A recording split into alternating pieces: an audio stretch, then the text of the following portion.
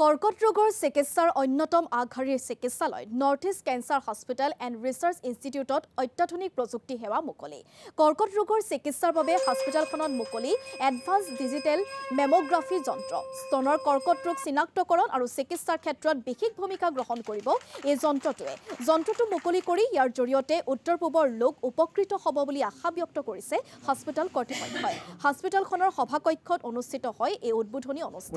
অনুষ্ঠানত উপস্থিত থাকে অসম সাহিত্য সভাৰ প্ৰাক্তন উপসভানেত্ৰী মৃণালিনী দেৱী অভিনেত্ৰী নেকমণি বৰুৱা আৰু ডাক্তৰ ইলিয়াছ আলীকে ধৰি কেইবাগৰাকীও বিশিষ্ট ব্যক্তি সভাত কৰ্কট ৰোগৰ প্ৰধান কাৰক সজাগতা আৰু ৰোগৰ চিনাক্তকৰণৰ বিষয়ে আলোচনা কৰা হয় সভাখনত উপস্থিত থাকে north East Cancer Hospital and research ইনষ্টিটিউটৰ সঞ্চালক ৰাজ চাংকাকুটি অধ্যক্ষ গণেশ তামুলীৰ লগতে চিকিৎসক আৰু চিকিৎসা কৰ্মীসকল মেমোগ্ৰাফি মেচিনটো আছে অসমতৰ বুৰা আছে আমাৰ হল এটো ডিজিটেল মেমোগ্ৰাফি এডভান্স ডিজিটেল মেমোগ্ৰাফি ইহঁতৰ নৰ্মেল ৰেগুলাৰ মেমোগ্ৰাফিত কয় বেলেগ এটো ক্ষেত্ৰত হয় কি ইমেজ বিলাক যোনবিলাক আমি ইমেজ কন যোনটো ব্ৰেষ্টৰ ইমেজ আহে তো মাচ ক্লিয়াৰাৰ হয় সৰু সৰু টাইনি লিজন একদম 2 mm মানে একদম গুটি এটা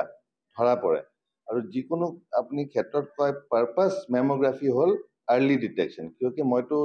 ৰাইজকো কৈ আছিলো স্টেজ 1 বা আৰ্লি স্টেজ 2 ডিটেক্ট কৰা হে আমাৰ উদ্দেশ্য হয় হয় এটা যে গৌৰৱৰ কথা আমাৰ হস্পিটেলৰ কাৰণে যে আজি এটা ডিজিটেল মেমোগ্ৰাফি মেচিন আমি উদ্বোধন কৰিলোঁ